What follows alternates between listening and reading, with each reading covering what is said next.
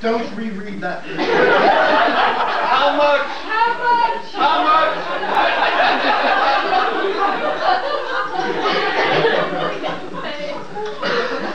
Here's £3. Oh no, you can't move down the front, you can back right. We'll stand higher and we'll make sure we're over there. Yeah. The curator of the Interplanetary Botanical Garden stirred, yawned, turned over, and buried his head in the bedclothes. He sighed. John, let me in! Open the door! The lovelies!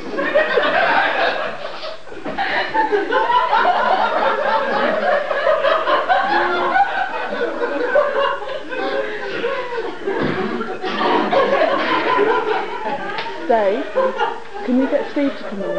Carstairs leapt up in consternation, throwing back the bedclothes so violently they wrapped themselves around his long legs and sent him sprawling. Shivering, he groaned, rolled over, and struggled into a sitting position. Take it easy, Vera, he muttered, knuckling sleep from his eyelids. The blasted things aren't flesh-eaters. Oh, but darling, if we should lose them! Our rare specimens, walking around, loose!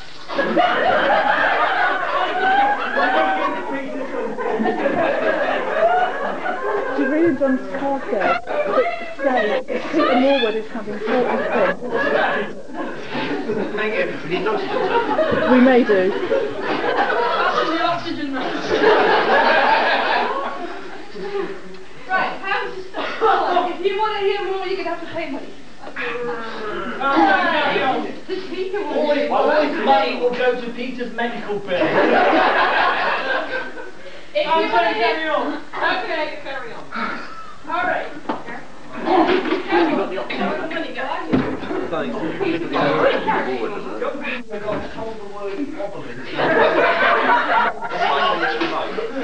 Pretty good. Steve, I haven't got no, go and get it out. Is there anybody here who can drive quick to casualty if we need to? You've got the stereo. No, I suppose not. Like I do. Open the door yourself. It isn't locked. The door opened a crack and the pale face of John Carstairs' attractive, coppery-haired secretary came into view. Wrapping the bedclothes tightly around his rangy bulk.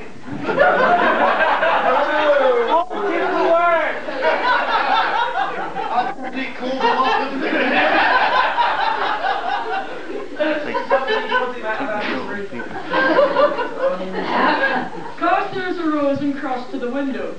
When he pulled up the shade, a glint of earth light from the lunar Apennines grazed his pupils, dazzling him. He blinked and stared out at the towering peaks which he had been contemplating with awe for several days.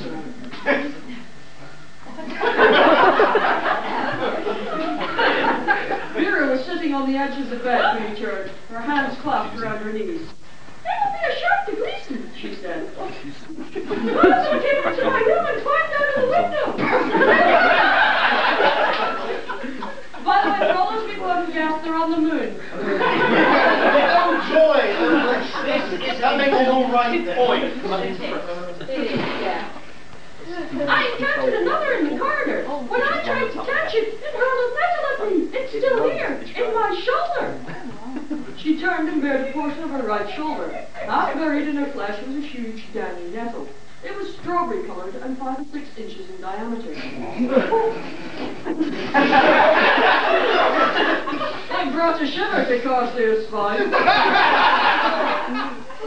Come on, Gary. He's frightened at exposing his rangy bulk.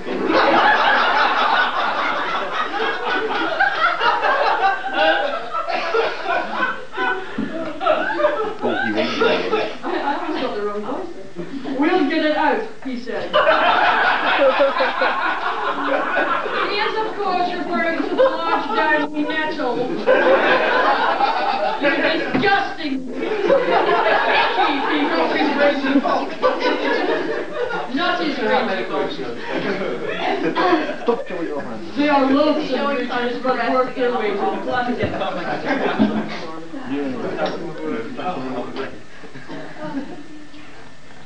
You don't seem very upset about losing them, Vera retorted. they're probably streaking back to the mountains by now. They're not afraid to show their edgy butts.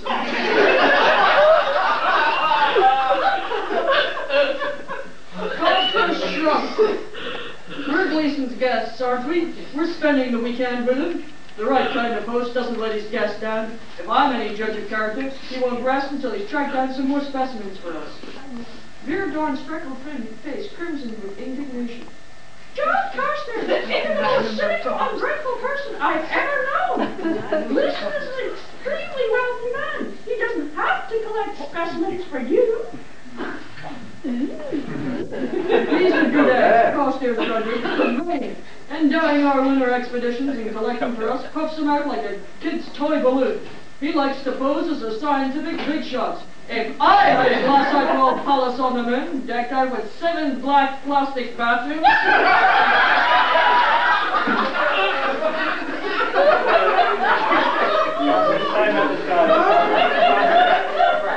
I'd forget about science with a capital S. I'd just be myself.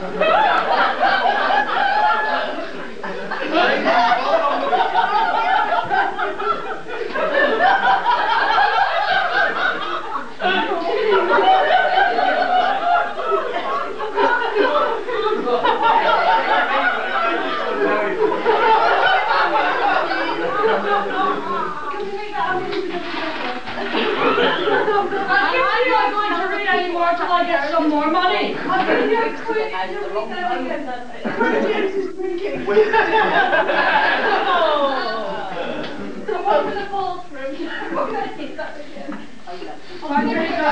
want some more money before I start again. £3 to stop. Oh no! Right, get us so. Steve's quiz to continue in here. Pound. You want £9 straight? I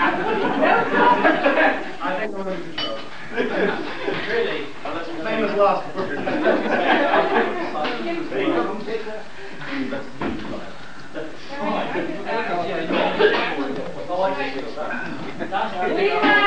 There's the season 3 ones on that. Right, okay. Not funny to continue, okay? That will do. And I want that big one, Gary. We're going to have turkeys next year. If you would put a government health warning on. He's coming again. You want the glassite walled palace on the moon bit again then? Oh, definitely. Yeah! I'll pay for that. He's a good egg, Carstairs grunted, but vain. Endowing our lunar expeditions and collecting for us puffs him out like a kid's toy balloon. He likes to pose as a scientific big shot. If I had a glassite walled palace on the moon decked out with 7 black plastic bathrooms, I'd forget about science with a capital S. I'd just be myself. I'll now skip to a slightly more interesting part of the chapter. It's just basically narration. A sudden scream was rent the air. Thank you. The scream came again. It was audible now on the platform. Oh, by the way, they heard the scream and opened the French window.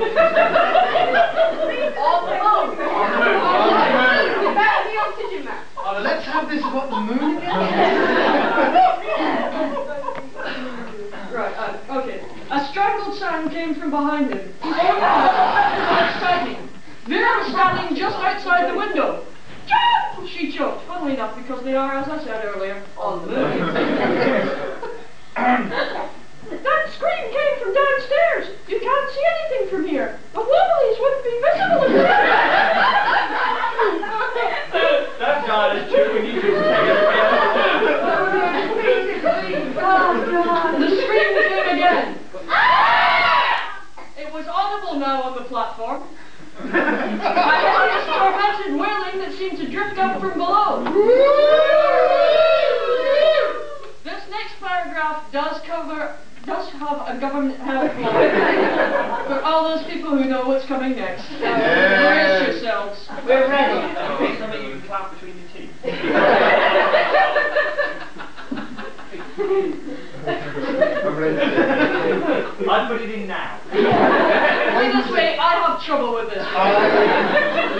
now under control. It's coming from Gleason's sleeping turret, Carstairs said.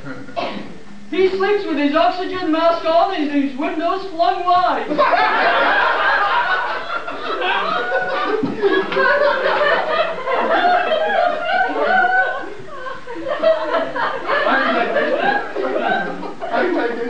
I just wanted to make sure. Then why are you standing here? Vera choked because she's still outside.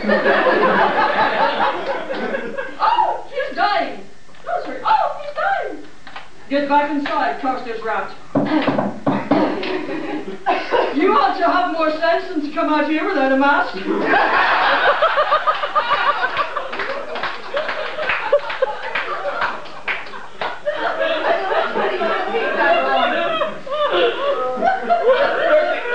Hold on. The picture is that bit again.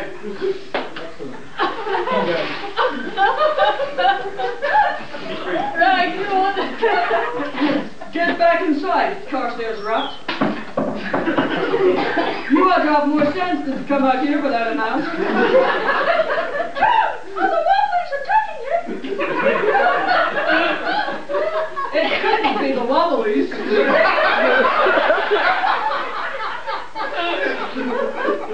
They're not carnivorous.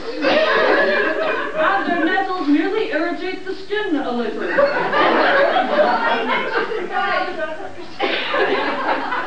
Now get back before your lungs buckle into place.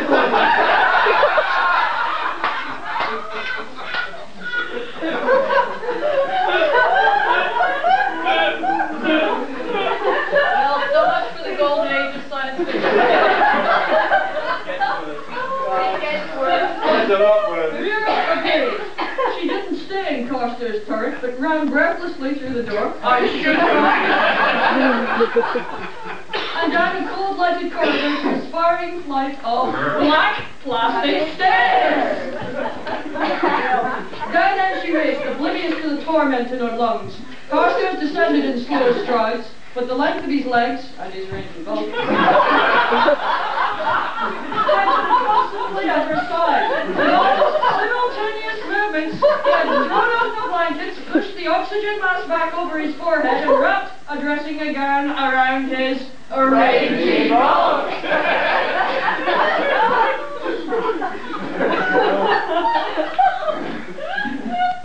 Got an MP uniform or lifetime?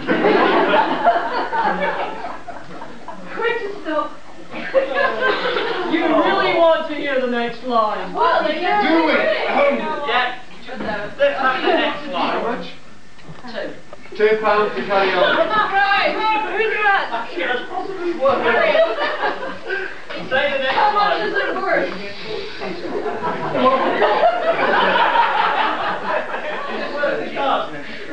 No. Does this constitute an act of suicide, Peter? Do something! Right. Read it! Right. I'll be okay, I've got control. Take it easy, Vera, he cautioned. If you drop dead, you'll be sorry later on.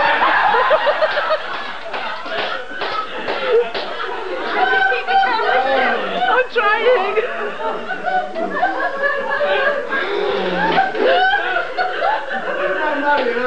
Hey, don't write them like that.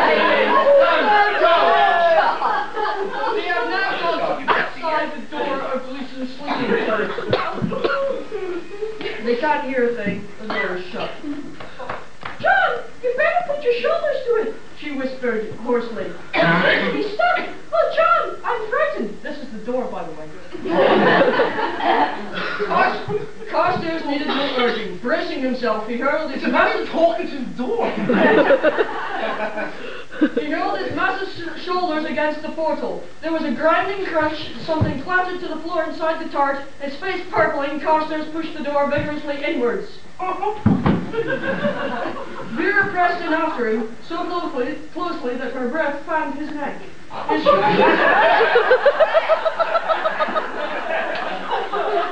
His shoulders half blocked her view, but she could see chairs, a dresser, and the upper portion of Gleason's bed. She could see Gleason sitting up in bed. So his bed's up about there. No, he's just walking outdoors. Shorter than he used to be. Her vision was superior to Carstairs and wider in scope.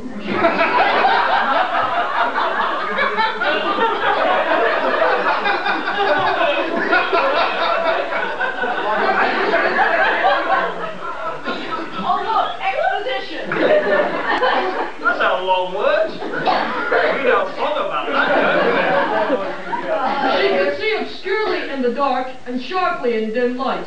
The turret was big, pale, sickly radiance. Run that one past us again. Her vision was superior to Carstairs and wider in scope.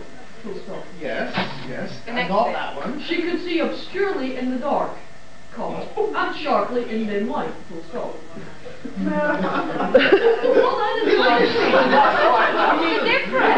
Turret eyes? Or the sleeping turrets? Yeah. Yeah. Carry on.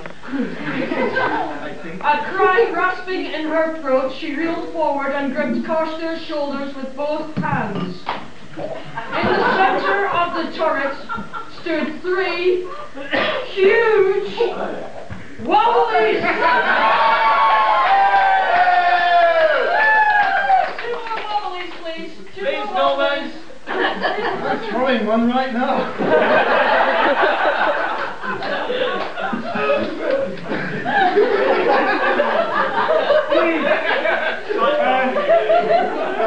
In the center of the turret stood 3 huge wobblies. Their tendrils were weaving about in the gloom, and they had grouped themselves in a semicircle about the rigidly distorted figure of Gleason.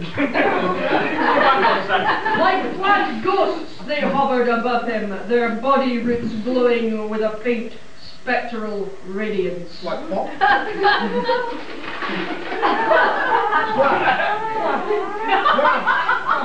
Under flat. Not Yeah. Well, he doesn't anymore. Come here, you. Unutterably terrifying they seemed, but what drove the blood in torrents from Vera's heart was Gleason's bulging eyes and gruesomely sardonical grin. Danger. Joker. He's dead. Damn your eyes. She husked, her voice like a whisper from the tomb. How do you husk? Well, actually, what do you do? I thought it was something like that. Now do this verbally for me. Yeah, I mean, it's corny, it's too fast. No, this is corny. That's what I meant. A convulsive contraction twisted Carstairs' rough-hewn face. Ignoring the tallest of the 3 wobblies. One grazed his right cheek, Like that. another embedded itself in his shoulder. He rinsed and clawed at his flesh with his fingers, as though the downy strawberry had been dipped in acid and was corroding his skin. Actually, the gesture was instinctive, and on par with nail gnawing in the crisis. Hands are stop. Come on, guys. It's ridiculous. You know what? How to continue. You read it! No, no, how to stop. Let's continue. Please continue. Susan, stop. Level 50 to continue. Alright then. I don't Continue. carry You on. again, I don't bloody believe it. Well, I've got his eye on the future here today, and tomorrow, King Lear! I've got this every year. I've never been any further. There you go, point. No, Mark. Mark. We have a You mean fight with the guy, remember? Oh, yes, sorry, I'm fight off. Yeah. I'm alright. We do this every year as well. No. Hurrah! That was a turkey reading of the goose.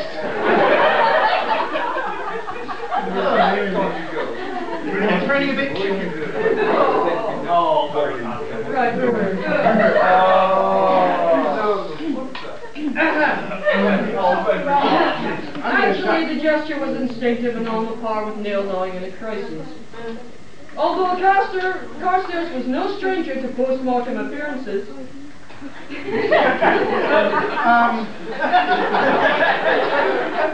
examination of the still figure was brief.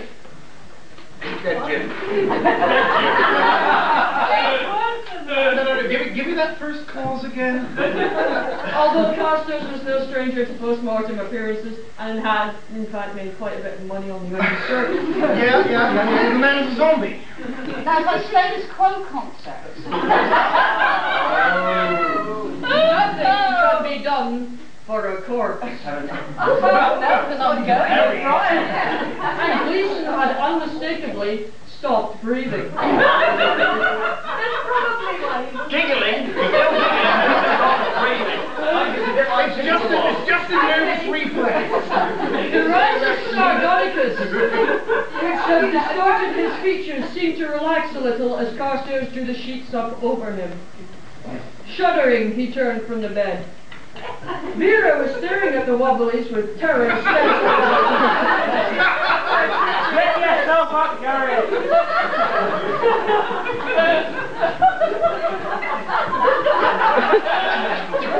You're a Wobbly, not a bloody space invader!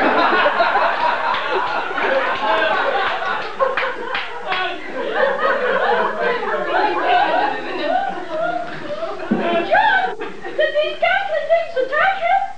She husked again. I've spent a lot of time with court. Carstairs shook his head. Good grief, he pole vaulted. How many times must I tell you Wobblies are not flesh eaters? He said chokily. They hurl their nettles to protect themselves from their natural enemies, but otherwise they're harmless. What are their natural enemies? It doesn't say. I was very, very afraid.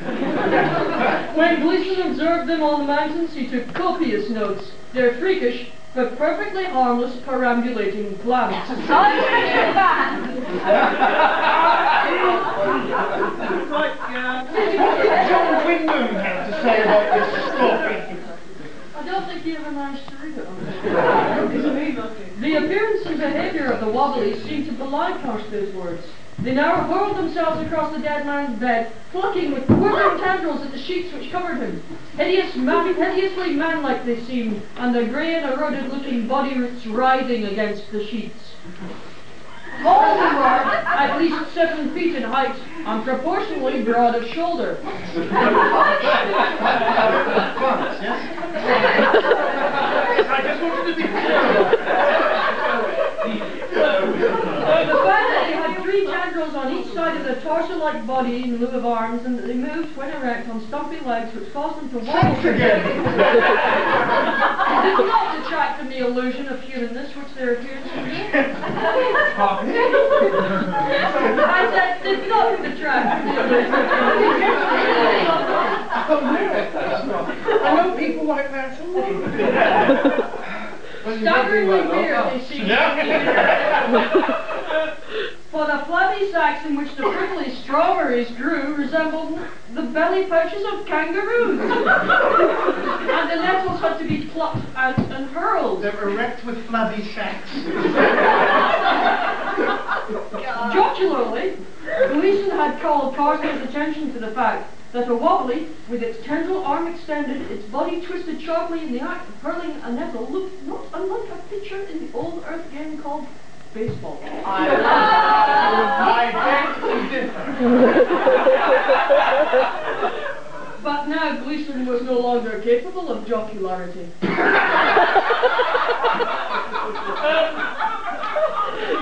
And Carstairs' expression was as grim as death. Carstairs isn't lying.